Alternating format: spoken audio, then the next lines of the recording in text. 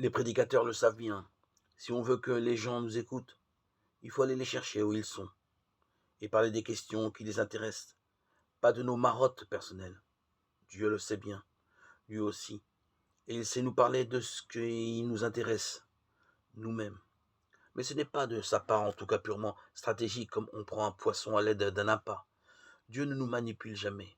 En réalité, il sait que ces deux questions qui suis-je et qui est Dieu ne sont pas des questions concurrentes ni radicalement différentes. Il ne nous est pas demandé de choisir, car au fond, comme Nathanaël est en train de le découvrir, on ne peut répondre à l'une sans l'autre. C'est la rencontre de Dieu qui me dit qui je suis, qui me révèle ce fameux nom que nul ne connaît, dont parle l'Apocalypse de 17.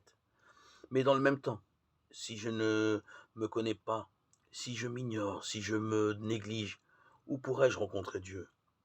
On ne rencontre Dieu qu'en soi-même, dans son intériorité sans doute, mais surtout dans sa vie, dans l'exploration de cette vie qui n'est pas celle d'un autre. Notre vie, c'est-à-dire notre corps et notre personnalité, avec nos envies et nos dégoûts, avec nos talents et nos faiblesses, notre vie donc est la véritable terre promise que nous sommes invités à habiter. Et le paradoxe, c'est qu'il faut sortir de chez soi pour aller vers soi.